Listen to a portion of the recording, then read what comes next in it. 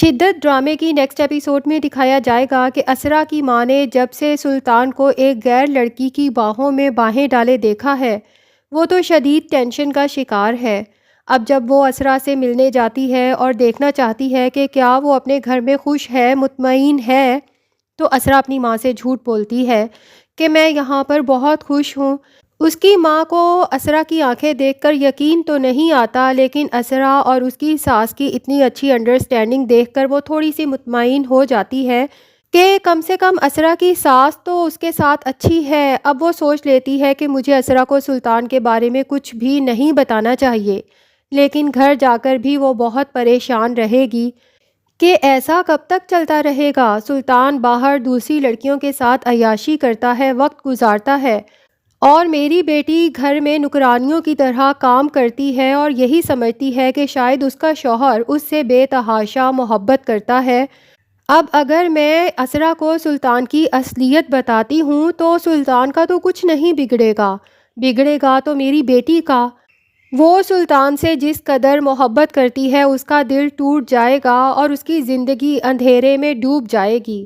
اور میں اپنی بیٹی کو اداس پریشان ہرگز نہیں دیکھ سکتی۔ تو بہتر یہی ہے کہ جب تک اس کی آنکھوں پہ اس جھوٹی محبت کی پٹی بندھی ہے، کم سے کم اتنے دن تو اسے خوش رہنے دوں۔ لیکن اسرا کی بھابھی علیزے جب اپنی ساس کو اتنا پریشان دیکھے گی تو اس سے رہا نہیں جائے گا۔ وہ پوچھ ہی لے گی کہ امی، آپ کا بلڈ پریشر بھی آؤٹ آف کنٹرول ہے اور آپ مجھے کافی دن سے پریشان لگ رہی ہیں۔ اگر آپ کے دل میں کوئی بات ہے تو میں آپ کی بیٹی ہوں، آپ مجھ سے شیئر کر سکتی ہیں۔ تو اسرا کی ماں علیزے سے کہے گی کہ جو بات میں تمہیں بتانے والی ہوں تمہیں وعدہ کرنا ہوگا کہ اس کا ذکر کبھی بھی سرور سے مت کرنا، اور نہ ہی اسرا کے سامنے کبھی ایسی کوئی بات کرنا۔ پھر وہ بتا دے گی کہ میں اپنی دوستوں کے ساتھ جس ہوٹل میں کھانا کھانے گئی تھی اس کے اوپر رومز بنے ہیں، اور سلطان اوپر سے نیچے آیا تھا ایک لڑکی کی باہوں میں باہیں ڈالے، کافی رومانٹک سے موڈ میں دونوں کافی دیر وہاں کھڑے باتیں کرتے رہے۔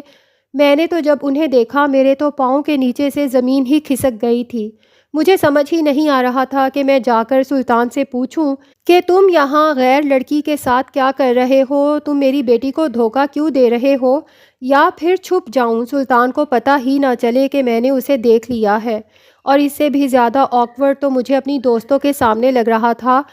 کہ اگر انہوں نے دیکھ لیا کہ میرا داماد دوسری لڑکیوں کے ساتھ اس طرح سے گھومتا پھرتا ہے تو میری پوزیشن ان کے سامنے کتنی خراب ہو سکتی ہے۔ بس بیٹے، وہاں سے تو میں شوگر لو ہونے کا بہانہ بنا کر اٹھ آئی، لیکن میرے لیے ایک ایک قدم اٹھانا مشکل تھا۔ پھر اسرا کے گھر جا کر میرا پہلے دل چاہا کہ اسے سب بتا دوں، لیکن جب میں نے اسرا کو دیکھا کہ وہ اپنے گھر میں اتنی مصروف ہو چکی ہے، اپنا دل لگانے کی کوشش کر رہی ہے، تو بس میں گھر آ گئی۔ لیکن میں تب سے پریشان ہوں، وہ منظر میری آنکھوں کے سامنے بار بار گھوم رہا ہے جب سلطان ایک غیر لڑکی کی باہوں میں باہیں ڈال کر جا رہا تھا۔ علیزے کہے گی کہ امی ٹھیک ہے، آپ مجھے منع کر رہی ہیں کہ سرور صاحب اور اسرا سے یہ سب بات نہ کروں تو میں نہیں کروں گی، لیکن آپ خود سوچیں کہ اس کا مطلب تو یہی ہے کہ اسرا ٹھیک انسان کے ساتھ نہیں ہے، کیونکہ ہم نے بھی آپ کو نہیں بتایا تھا، لیکن میں نے اور اسرا نے بھی اسے ایک غیر لڑکی کے ساتھ دیکھا تھا، جبکہ اسرا سے اس نے جھوٹ بولا تھا کہ وہ آفس میں ہے، لیکن وہ مال میں کسی لڑکی کو شاپنگ کرا رہا تھا اور تب بھی لڑکی کی باہوں میں باہیں ڈال کر گھوم رہا تھا۔ اور جب ہم اس کے پاس پہنچے تو بجائے شرمندہ ہونے کے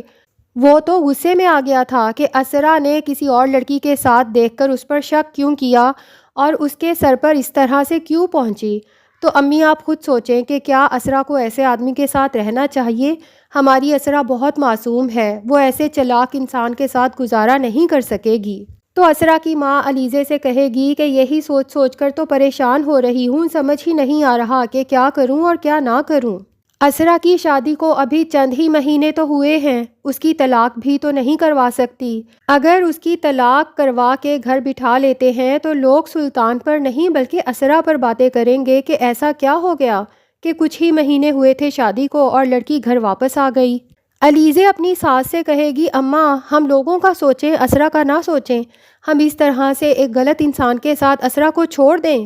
دوسری طرف اسرا بھی شدید پریشانی کا شکار ہوگی کہ میں ایسا کیا کروں کہ سلطان کو پسند آ جاؤں، کیونکہ وہ جو بھی کرتی ہے، جو بھی پہنتی ہے،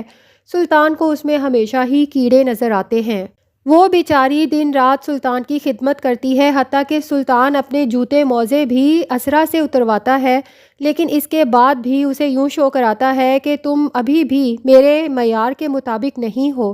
تم خود کو خوش قسمت سمجھو کہ میں نے تمہیں پسند کر لیا، ورنہ میرے پیچھے تو لڑکیوں کی لائن تھی۔ پہلے اسرا اپنے لیے جو اپنی پسند کے کپڑے بنوا کے لائی تھی برائٹ کلرز کے، وہ بھی سلطان نے سارے ڈسکارڈ کروا دیے اور کہا کہ مجھے اس طرح کے برائٹ کلرز پسند نہیں ہیں، یہ بالکل ڈیسنٹ نہیں لگتے، اور اپنی پسند کے کلرز بتائے جو کہ بہت ہی ڈل تھے، اور اسرا سے کہا کہ آئندہ سے میں تمہیں ایسے کلرز میں دیکھوں۔ اب اسرا اگر ڈارک کلر کی لپسٹکس لگاتی ہے تو سلطان نے اسے یہ بھی کہہ دیا کہ یہ تم کیا فضول قسم کے شیڈز لگاتی ہو لپسٹک کے، یہ ساری لپسٹکس پھینک دو اور آئندہ سے ہلکے کلرز لگایا کرنا۔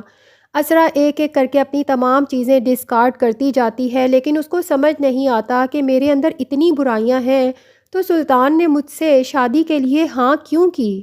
اب سلطان کی اسٹیپ سسٹر حالہ سب کچھ دیکھ رہی ہے، اسے تو اب اسرا پر ترس آنا شروع ہو چکا ہے، جو پہلے اس سے اس لیے جلتی تھی کہ اس کے گھر میں اس کی اتنی ویلیو ہے، اس کا بھائی اس پر جان دیتا ہے اور ہر وقت اسرا کے خلاف سازشیں کرتی رہتی تھی، لیکن اسرا کے اچھے اخلاق کی وجہ سے اور اسرا کے ہر وقت تکلیف میں رہنے کی وجہ سے اب اسے اسرا کے ساتھ ہمدردی ہونے لگی ہے، اور اسے اپنے بھائی سلطان پر شدید غصہ آتا ہے کہ یہ بلا وجہ اسرا کو اتنا ڈی گریڈ کرتا ہے، ان کے گھر والوں سے اتنے مہنگے مہنگے گفٹس بھی لیتا ہے اور اس کے باوجود بھی ان کی بیٹی کو یہاں نوکروں کی طرح کام کرواتا ہے اور دن رات اس کی انسلٹ کرتا ہے۔ آخر کار وہ خود ہی اسرا کے پاس جا کے کہتی ہے کہ میں تم سے معافی مانگنا چاہتی تھی۔ اسرا حیران ہوگی کہ حالہ مجھ سے معافی کیوں مانگ رہی ہے، تو حالہ بتا دے گی کہ تمہارا جو اتنا قیمتی بریسلیٹ تھا وہ میڈ نے نہیں بلکہ میں نے چوری کیا تھا، اور میں اس میڈ سے بھی معافی مانگنا چاہتی ہوں۔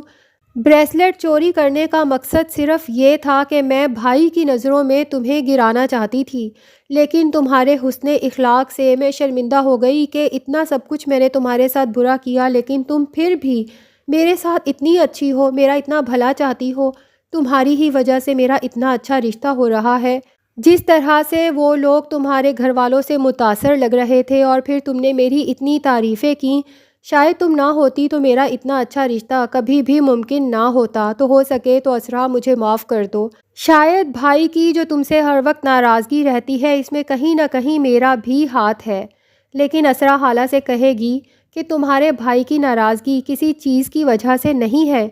بلکہ مجھے لگتا ہے کہ ان کو میرے وجود سے ہی نفرت ہے، میں ان کے معیار کے مطابق جو نہیں ہوں۔ حالہ کو بہت افسوس ہوگا کہ اتنی پرفیکٹ اتنی اچھی لڑکی اور اس میں بھائی نے اس قدر کمپلیکس ڈال دیا ہے کہ اسے لگتا ہے کہ پتہ نہیں میرے اندر کتنی کمیاں ہیں۔ اب حالہ کا جو رشتہ طے ہو رہا ہے اس پہ اسرا کے گھر والوں کو بھی بلایا جائے گا، حالہ کے ہونے والے سسرال والوں پر اچھا امپریشن ڈالنے کے لیے۔ تو اسرا کی ماں ڈھکے چھپے الفاظ میں سلطان کو سنا ہی دے گی اور کہے گی کہ بس اللہ کرے کہ لڑکا بظاہر جتنا اچھا ہے بعد میں بھی اتنا ہی اچھا رہے، کیونکہ بعض اوقات لوگ نظر کچھ آتے ہیں، اپنے آپ کو پریزنٹ کچھ کرتے ہیں، لیکن اندر سے کچھ اور ہی نکلتے ہیں۔ لوگوں کے معیار کا پتہ شادی کے بعد ہی چلتا ہے۔ اللہ کرے کہ جیسا سنا ہے ویسا ہی پائیں، ورنہ اگر لڑکا برا نکل آئے تو لڑکی کے ساتھ ساتھ اس کے ماں باپ بھی پل صراط سے گزرتے ہیں۔ اب سلطان کو یہ سب سن کر تھوڑا آکورڈ تو لگے گا اور اسے لگے گا کہ شاید مجھے سنایا جا رہا ہے، لیکن دوسرے ہی پل وہ سوچے گا کہ ان لوگوں کو کیا پتا کہ میں اندر سے کیسا ہوں، کیونکہ سلطان اسرا کے گھر والوں کے سامنے تو بالکل ہی ڈیفرنٹ انسان بن کے جاتا ہے، جیسے اس سے سلجھا ہوا داماد تو ان کو کبھی مل ہی نہیں سکتا تھا۔